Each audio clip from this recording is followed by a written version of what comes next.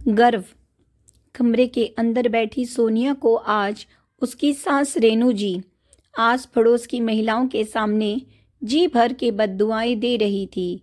अंदर बैठी रुआसी सोनिया सभी बातें सुन रही थी, लेकिन उसको इसका कोई फर्क नहीं पड़ रहा था। तभी दरवाजे पर दस्तक हुई। सोनिया ने देखा तो उसकी जेठानी प्रिया खड़ी दिखी। भाभी, आप यहाँ? हाँ, मैं क्यों नहीं आ सकती? अंदर कमरे में आते हुए प्रिया ने कहा। चलो नहा धोकर नाश्ता करके तैयार हो जाओ, वकील साहब भी आते होंगे, कहकर प्रिया वहां से जाने लगी। तभी सोनिया ने पीछे से प्रिया का हाथ पकड़ लिया और कहा, भाभी, आप मुझसे नाराज नहीं?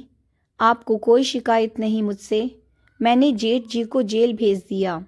मुस्कुराते हुए प्रिया ने सोनिया के सिर पर प्यार से हाथ रखते हुए कहा, नहीं सोनिया, बिल्कुल भी नहीं। तुमने जो किया उसके लिए बहुत साहस चाहिए। हर औरत इतना साहस नहीं जुटा पाती जो तुमने किया। कम से कम वो मेरे सब बस की बात तो नहीं थी, वरना मैं 10 सालों से इन लोगों की गालियां और मार नहीं खाती। शादी के समय मेरे मायके में सब मेरी खुशकिस्मती पर खुश हो रहे थे कि इतने रईस खानदान में शादी हो रही है, लेकिन शादी के 1 सप्ताह बाद ही रोहित ने मुझे पहला थप्पड़ मारा और मैं चुप हो गई और असलियत भी समझ गई। उसके बाद तो ये सिलसिला बढ़ता ही गया। कभी पति, कभी देवर जी, तो कभी माँ जी, सब मुझे मारते। एक बार हिम्मत करके मायके में बताया तो सबने कहा, बेटा, अब तेरी किस्मत में यही लिखा था तो हम क्या कर सकते हैं, तेरा भाग्य ही खराब है। और ये बात मैंने भी मान ली और खुद के मन को भी मना लिया। लेकिन अब मैंने सोच लिया है कि अब ना डरूंगी, ना अपनी बेटी को डरपोक बनाऊंगी। चलो उठो। दरअसल सोनिया की शादी हर्षित से हुए अभी सिर्फ 6 महीने ही हुए थे। शादी के समय बताया गया कि लड़का कोई नशा या बुरी आदत का शिकार नहीं। हर्षित बात भी बहुत अच्छे से करता था, तो देखकर कोई ये नहीं कह सकता था कि हर्षित में कोई कमी होगी। हर्षित ने सोनिया से सबके सामने कहा, सोनिया, आज तुम नॉनवेज बनाओगी। ससुराल भी खानदानी रईस था। सोनिया बोली, लेकिन हर्षित, मुझे नॉनवेज नहीं आता बनाना। मैंने नॉनवेज ना कभी खाया है, ना ही कभी बनाया है, ये तो तुम जानते ही हो। हर्षित बोला, क्या जो तुमने पहले किया वो शादी के बाद भी कर रही हो? नहीं ना, तो जाकर चुपचाप नॉनवेज बनाओ, और अगर नहीं बनाना तो अपने बाप के घर वापस चली जाओ।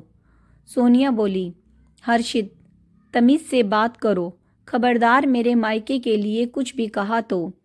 हर्षित तो क्या कहते हुए हर्षित सोनिया को गालियां देने लगा और एक थप्पड़ सोनिया के गाल पर दे मारा। पलटकर सोनिया ने भी 2 थप्पड़ मारते हुए कहा, गाली देना और मारना मुझे भी आता है। ये देखकर रेनू जी का गुस्सा 7वें आसमान पर हो गया।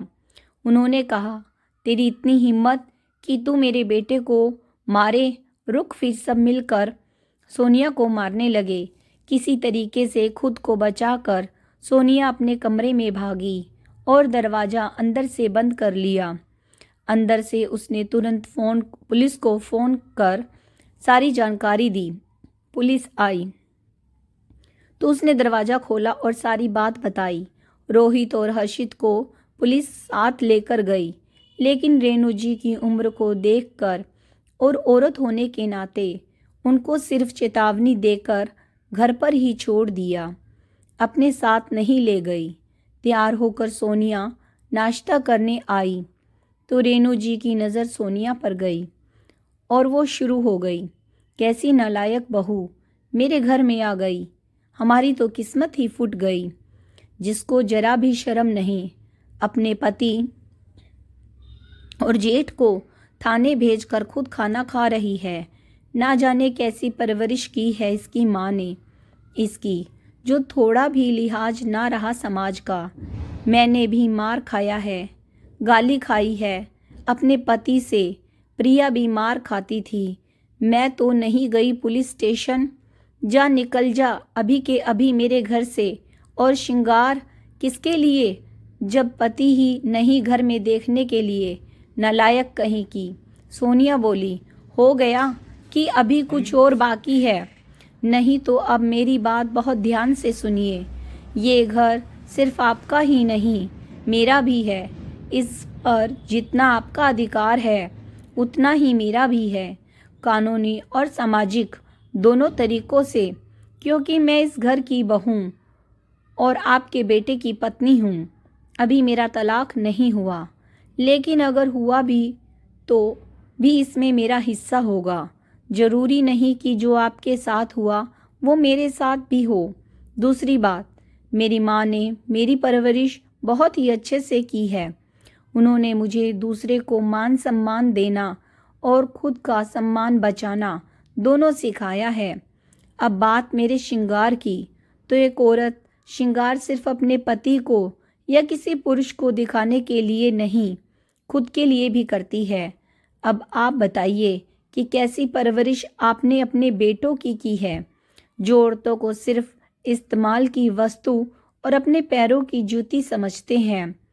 आपने झूठ बोलकर अपने नालायक शराबी बेटों की शादी करके बहू को ही नालायक साबित करने लगी। आपके बेटे का चरित्र और चरित्र दोनों ही खराब है, लेकिन आपके लिए वो लायक, वाह क्या पसंद है आपकी। एक चीज़ आपको बता दूं, मैं दुष्ट के साथ दुष्टता का व्यवहार ही करना चाहिए। नियम का पालन करती हूँ।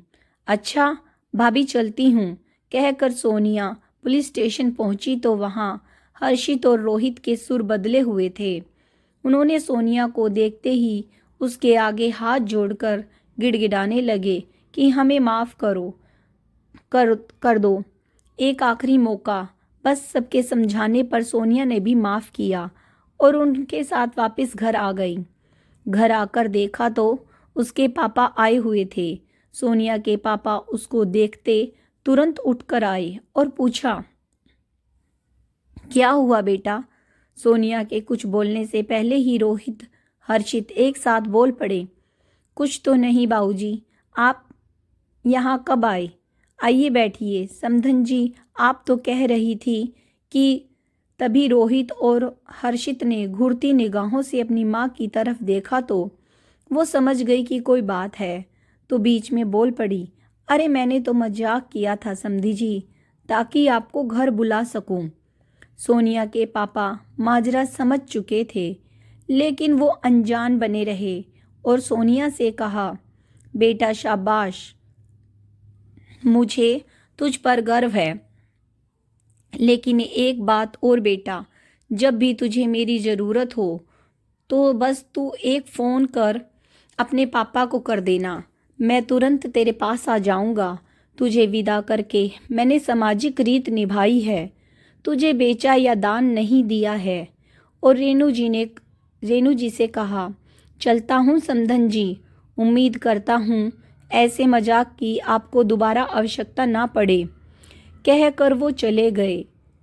इधर रेणु जी ने उनके जाते ही